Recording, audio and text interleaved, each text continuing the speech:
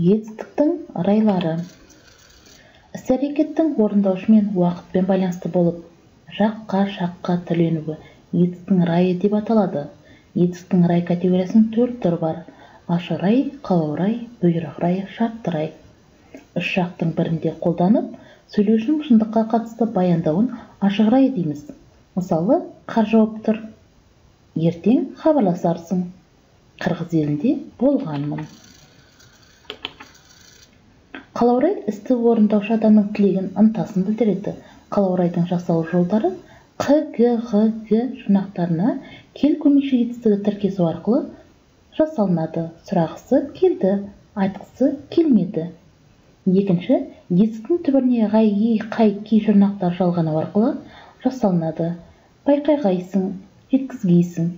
Үшінші, сасы тұлғалы шартты райға еге, еді, ғой сөздерінің тіркесу арқылы жасалынады. Тезірек келсе ғой. Аман есен жетсе егеді.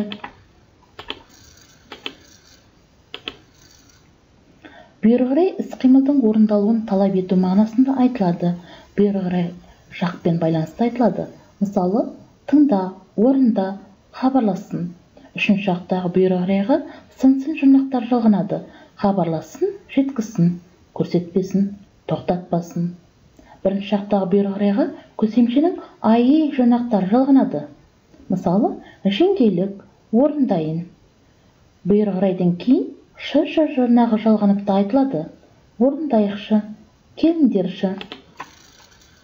Шартты рай іс-әрекеттің орындалу не орындалмауының шартын білдіреді.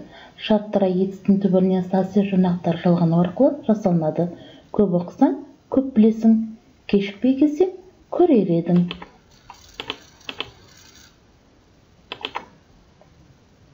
Етістің сөйлемдегі қызметі. Бірінші, етістің шақырай тұлғалар жүктеліп келгенде, тұйық етістік жат септігі тұлғасында тұрып, немесе тұлғаланбай-ақ сөйлемнің баяндаушы болады. Мысалы, біз Алатау бөктеріне саяхатқа шықтық. Олардың мақсаты алған тапсырманы дер кезінде орындау. Екінші, көсемшек тұлғасында тұрған етістік қимылдың әртүрлі қасиетін білдіріп, сөйлемде пысықтаушы қызметін атқарады. Алтын таң рауандан атып келеді. Тұйық етістік көмектестердің жалғауын меңгеріп, кейбір жалғаулармен тіркесіп келіп, сөйлемде пысықтаушы болады. Адам еңбектенумен мақсатына жете алады. Көп жаттығу арқылы жетістікке жетті. Үшінші, есімше және тұйық етістік тұлғасында етістік атау серпілікте заттанып келіп, сөйлемде бастауыш қызметін атқарады.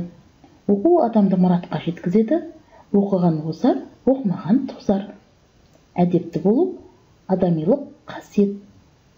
Төртінші, есімше тұлғасындағы етістік және әлексет тілінде тұйық етістік зат есіммен тіркесіп анықтауыш қызметінде жұмсалады. Айта сөзіңді ойланып ал. Көңіл жеткізбейтін көктенен, ойлаудың шегі жоқ.